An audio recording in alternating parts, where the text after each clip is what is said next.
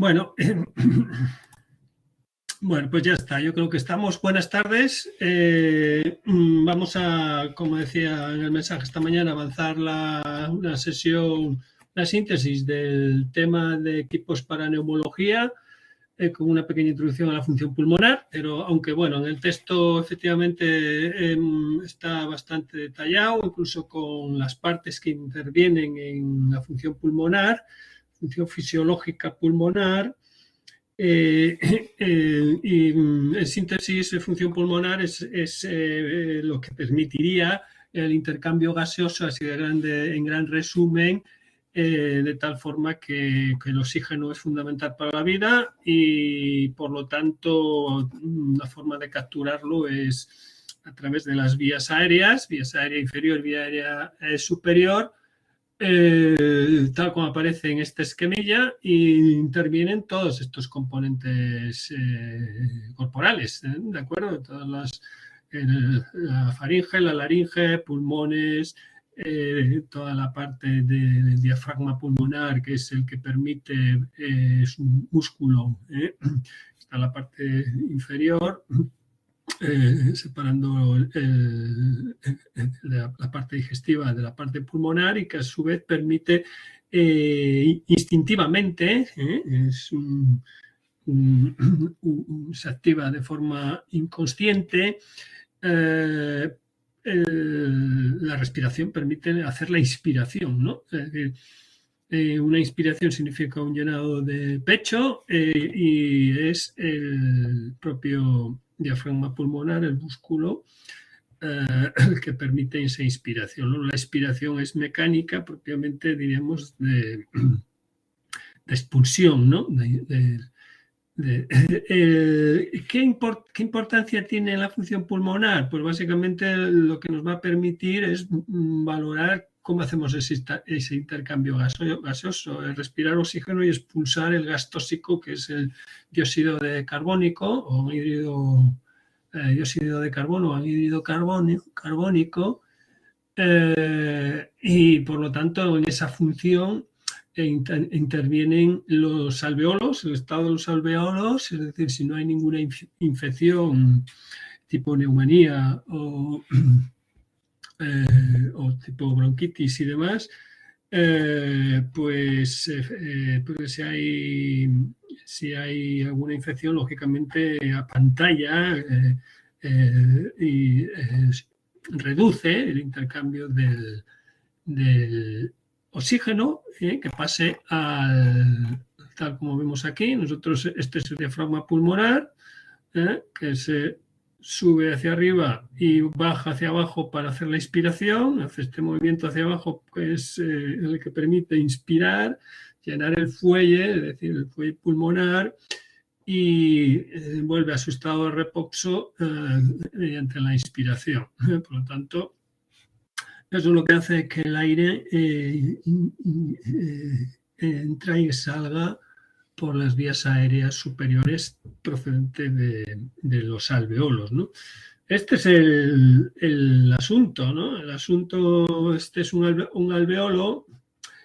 Nosotros vamos a inspirar aire. Esa inspiración significa que traemos oxígeno que pasa al torrente sanguíneo, que es este de aquí. Esta es una vena, en la arteria pulmonar. Distribuye las arterias, los capilares, mejor dicho, este es un capilar sanguíneo de uno de los alveolos, ¿no?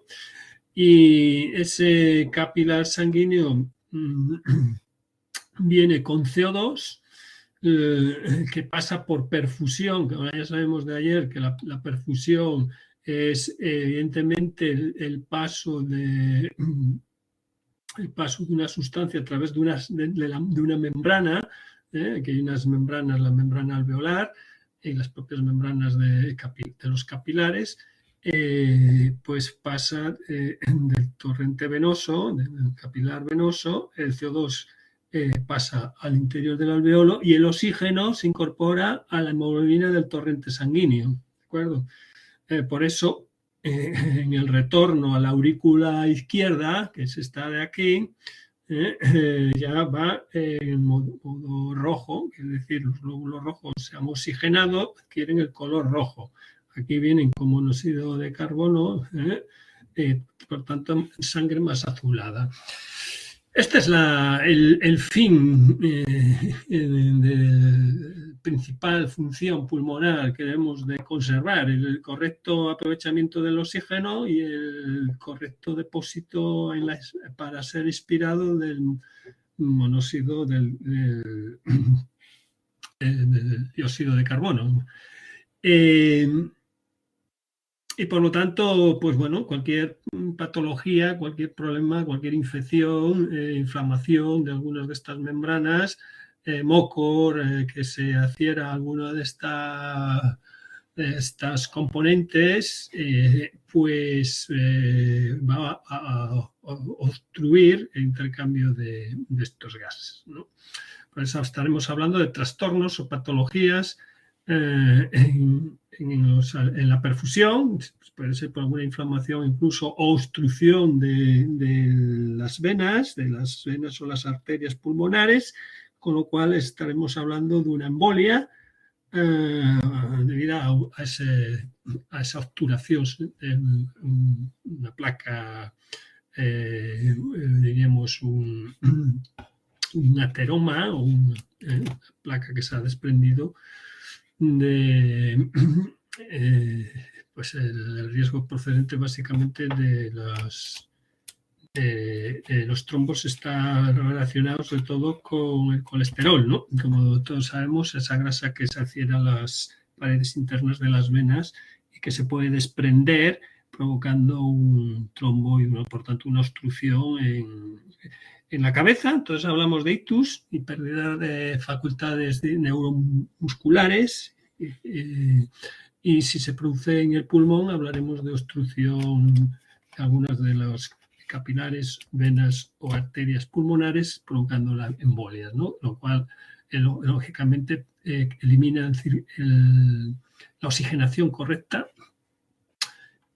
provocando trastornos, diríamos, trastornos de tipo metabólico, celular, porque el oxígeno es fundamental. Y expulsar el CO2, que decíamos que es un gas tóxico que produce acidosis, incremento del pH y en poco tiempo una inflamación tremenda que puede ocasionar la muerte, ¿no?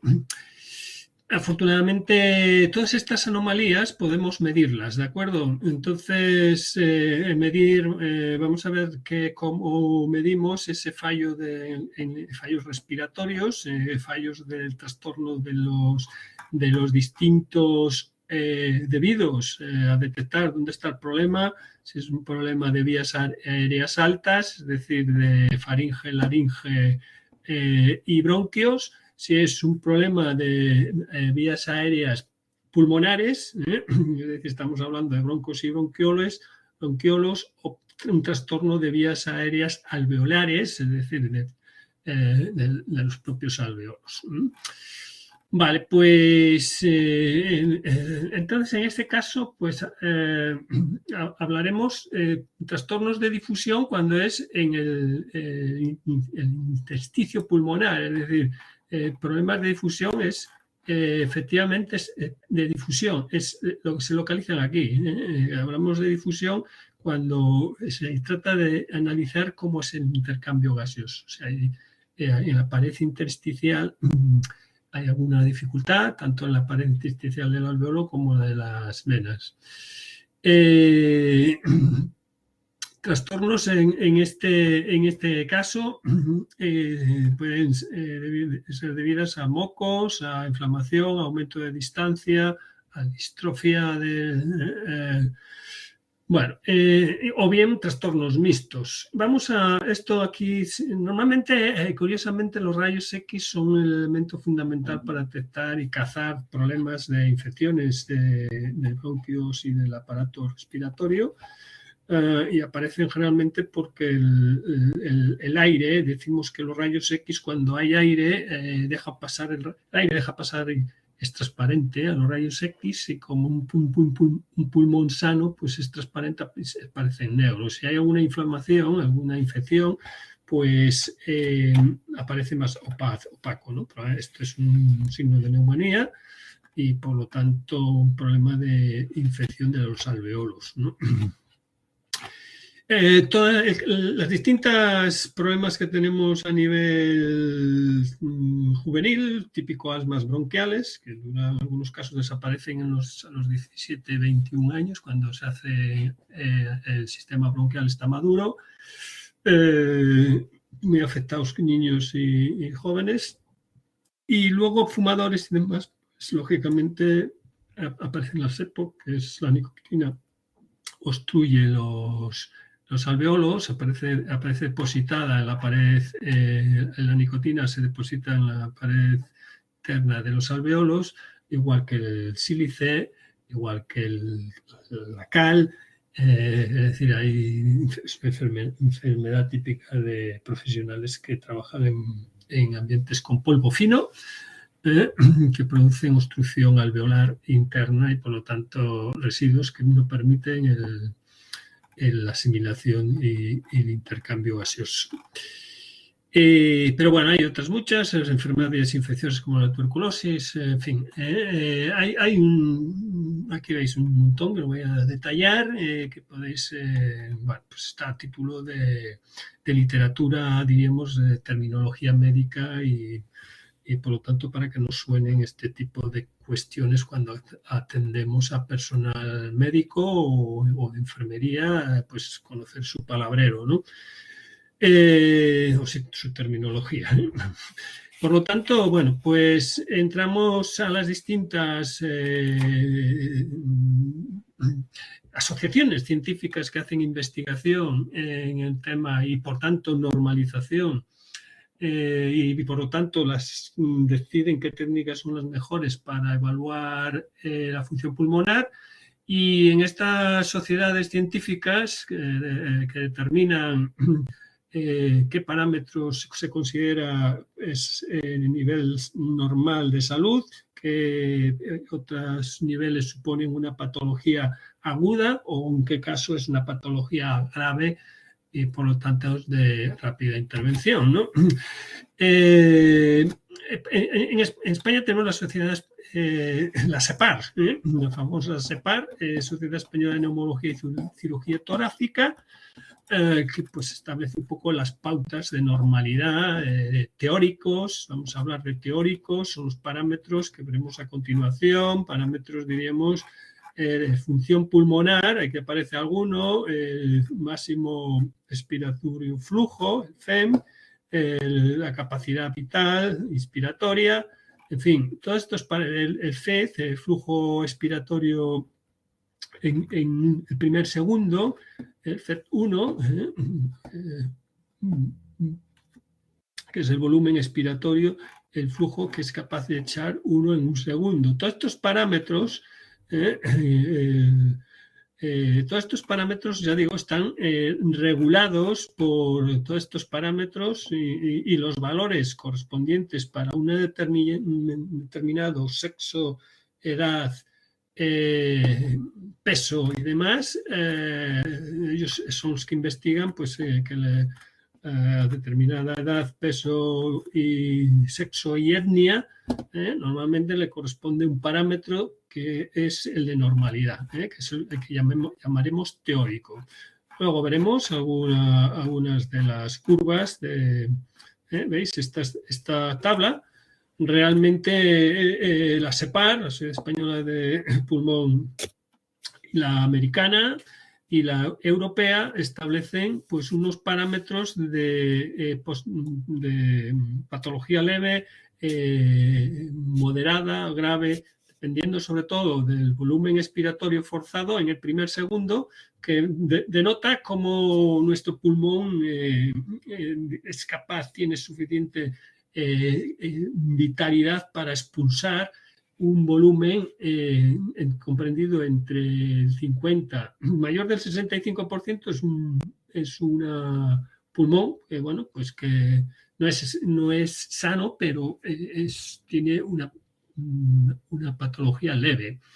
En el primer segundo, cuando expulsa mayor o igual al 65%, pues hay algo ahí, ¿no? Hay algo de si fuera un constipado o algo que rigidiza la expulsión, obstruye o restringe la expulsión del volumen inspirado. Estamos hablando, nosotros inspiramos y esto es lo que estudian, estos parámetros lo que estudian estas asociaciones científicas, ¿no? European Respiratory Society y la American Society y la española. Por lo tanto, pues se dedican a eso y a decir cómo detectar que la problemática la tenemos en los alvéolos, cómo detectar, mejor capturar pues ahora en este caso, técnicas para el COVID, todas las técnicas de efectos después de pasar la enfermedad del COVID. COVID es una enfermedad, diríamos, infecciosa. Generalmente entra por las vías respiratorias, se ha inspirado el virus y sí, efectivamente pues hay ciertas patologías, algunos les afecta menos, a otros les afecta un poco más y a otros pues tienen que estar ir a la UCI y estar recuperándose pues ahí un tiempo y demás. Y además deja secuelas, es decir, que después de recuperados estos puede dejar secuelas bastante notables. Pues esta sociedad está investigando con qué método poder detectar y medir esas secuelas, ¿no? Se dedica un poco a eso, a la investigación y a establecer parámetros y demás. ¿Qué técnica médica? ¿Con qué equipo poder medir la evolución de esas secuelas de post-COVID, ¿no? Y por lo tanto, pues establecieron un poco todas estas pruebas que vamos a ver. La prueba de espirometría simple es una prueba, diríamos, que sirve para medir el flujo de aire. Simplemente consiste en tomar aire y expulsarlo en el menor tiempo posible. Es la que se hace por excelencia en primaria, una prueba de espirometría simple y forzada, que se hace también en un chequeo de prevención de la salud, estos que hacen las mutuas de salud laboral, y es la que se hace pues, también en hospitales, generalmente para ver un poco si el flujo nuestro es normal o es restrictivo, es obstructivo, ¿no? Es esta prueba, es una prueba de flujo-volumen. Nosotros partimos de aquí, inspiramos, el técnico, el enfermero, enfermera nos dice, coge aire, cogemos aire, entonces se va trazando esta curva en esta dirección. Estamos inspirando, llenando los pulmones y llega un momento en que nos dice, echa todo, más, todo, tal. Entonces, en ese caso, nos dice y nos combina a que lo echemos todo a ser posible en el primer segundo. Esta es la curva de tiempo. Y a ser posible, una técnica buena es la que echa el máximo volumen en el menor tiempo posible en esta zona. Este es el primer segundo, pues por eso la curva correspondiente a su edad, sexo y talla, pues debía ser esta que está a punto.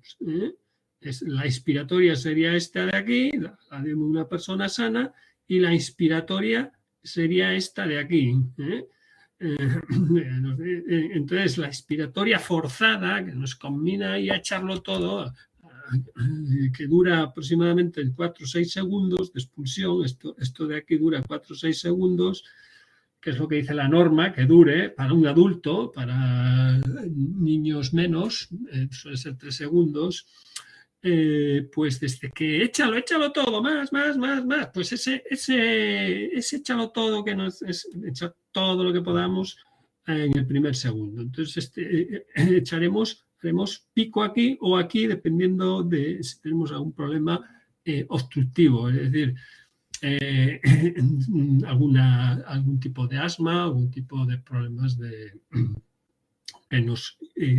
generalmente el asma o una patología de cierre del bronquio hace que no podamos soplar con plena libertad, entonces soplamos un poco menos fuerte y luego echamos ahí como podemos, pero hay una obstrucción a la salida del aire, ¿no? Tal esta curva, por eso hay una curva, esta es obstructiva, ¿no?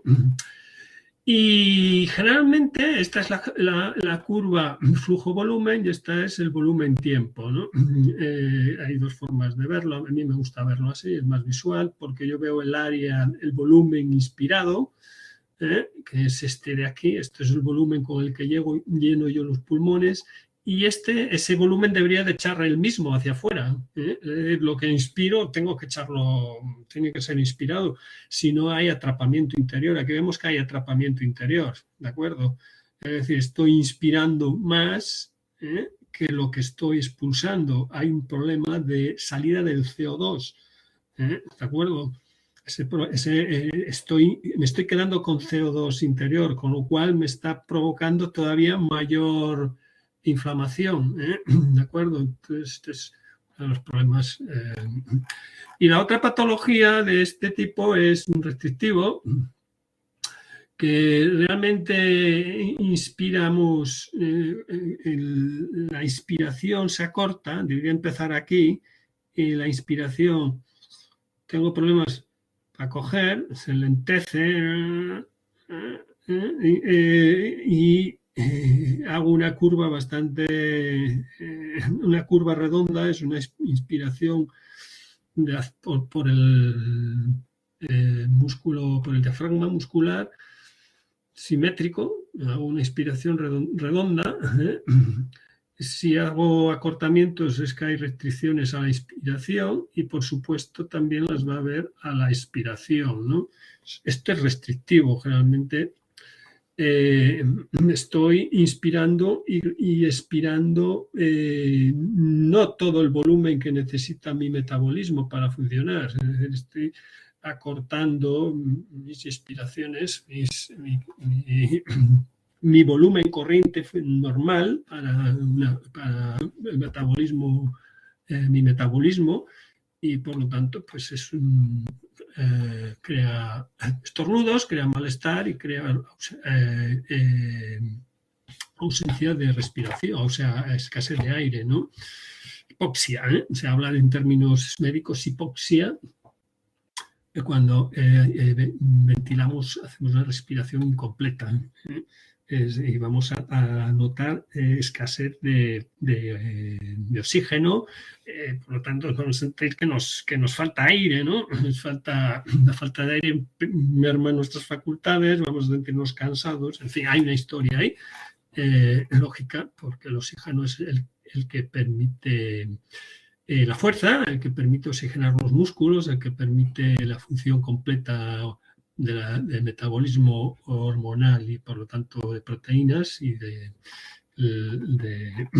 la función. Por eso el oxígeno se mide en todas partes, se mide en el extremo del dedo, se mide también mediante aparatos de este tipo, de función pulmonar, y es uno de los componentes esenciales para la vida. Entonces, bueno, pues de eso hablamos un poco en este sentido, es la prueba de espirometría forzada y hablamos un poco de esas, la prueba, entre ellas está la osimetría, que es la base que medimos con el pulsiosímetro en el dedo, ¿no? Con normalmente una parte periférica para saber cómo llega el oxígeno. Normalmente si respiramos mal, la osimetría va a estar mal. Es decir, si tenemos una inspiración acortada, como hemos visto aquí en la gráfica anterior, pues vamos a tener un nivel de oxígeno pues del 96 o por debajo del 96, ¿no? Por ciento de saturación de oxígeno. Y luego tenemos otras técnicas que es medir el oxígeno directamente en sangre. Esto es cuando, bueno, pues para ser más exactos, pues se nos extraen unas gotas de sangre y nos miden el nivel de oxígeno y dióxido de carbono directamente en el torrente sanguíneo, ¿no? Entonces, son máquinas de analítica que en directo nos miden a nivel hospitalario, suelen tener esto para, lógicamente, tener más exactitud que con un pulsiosímetro, ¿no? El pulsiosímetro es no invasivo y por lo tanto es una forma fácil de saber dónde va, si hay algún problema de función pulmonar. Hay otra función pulmonar que es la dilución, la capacidad residual, es la técnica que se llama dilución, que nos mide en realidad la capacidad residual funcional, que es que nosotros respiramos volumen corriente, pero en realidad hay una parte de la respiración que no completamos. Es decir, en estas curvas, lo vemos en estas curvas, nosotros aquí, capacidad residual funcional, y al revés, en anglosajón, capacidad residual funcional, es un parámetro que mide todo esto, es decir, la capacidad residual funcional es este nivel que nosotros, cuando respiramos en modo basal, la respiración que hacemos habitualmente en un adulto, 15 respiraciones por minuto, pues movemos un volumen, más o menos un adulto de 0,5-0,8 litros, que es este volumen que hay aquí. Por cada inspiración, hacemos una inspiración y una expiración, una inspiración y una expiración, una inspiración y una expiración. Esto es el volumen corriente. ¿De acuerdo? Cuando nos dice, hacemos una vital forzada, una prueba de función pulmonar, una FVC, nos dice, coja aire, y nos cogemos aire a tope, llegamos a este nivel, ¿de acuerdo? Entonces, este es el volumen de reserva inspiratorio, es decir, que yo puedo ya de forma consciente hacer un llenado de pulmón, ¿de acuerdo? Hago un llenado a tope y cuando me digan échalo todo, hago una inspiración, que es el FVC, es esta curva de aquí, hasta llenarme, que esto dura lo que decíamos 6 segundos, 4 o 6 segundos. Entonces lo echamos todo y evidentemente vamos a echar más abajo y llegaremos a ese nivel. Este es el volumen de reserva expiratoria respecto al volumen corriente después al empezar a inspirar. Este volumen de reserva expiratoria, pues esta es el FVC, el UFVC, el primer segundo ocurre por aquí, y entonces el FEF, el primer segundo, perdón, ocurre por es un segundo de esto que yo he hecho a toda pastilla, sigo echando hasta, como se dice, el hígado, popularmente, y cuando ya no puedo más, pues llegaré a un punto tal que por aquí, ¿no? Pues este es el volumen reserva expiratorio y todavía hay bullas, hay más volumen, que es el volumen de reserva, que es lo que yo fisiológicamente no soy capaz de expulsar. Es decir, esto a nivel médico es conveniente para ciertas operaciones, para saber, dependiendo de la persona, puede ser más o menos alta. Hay que saber, porque aquí hay también volumen de aire, ¿no? Nosotros tratamos de capturar el volumen total de aire con que cuenta esa persona para hacer vida, ¿no? O para salir de una operación. Entonces, hay casos en los que es necesario saber en qué nivel de volumen de reserva tenemos. ¿Eso cómo se hace? Pues llenando este espacio, inspirando helio. El helio es un gas más ligero y por lo tanto va a desalojar el oxígeno y los gases que haya en este espacio y según la cantidad de helio que cojamos, pues vamos a saber el volumen el volumen de reserva. Y por lo tanto, una vez conocido esto, a través de una espirometría forzada vamos a tener la capacidad residual funcional. Es decir, vamos a tener ese parámetro que nos da la dilución. Esa es la prueba de la dilución. Y luego está la difusión, que es una de las pruebas reina a nivel de saber cómo funcionan los alveolos y el intercambio O2-CO2, que es esta, la difusión. La capacidad de difundir CO y oxígeno, es decir, nos va a medir la capacidad de salar, de inspirar, como dice aquí, se inhala un volumen de aire con una concentración conocida de CO, y nos va a permitir valorar cómo están los alveolos, la afinidad con que los alveolos absorben el CO. Sabemos y se parte de la base de que la sangre tiene cierta afinidad, tiene más afinidad por el CO que por el oxígeno. Lógico, es decir, si hay CO, en vez de fijarse el oxígeno a la sangre, se fija el CO. Por eso cuando hay, ahora por este tiempo, quemadores que hacen mala combustión, que generan monóxido de carbono, además es un gas que no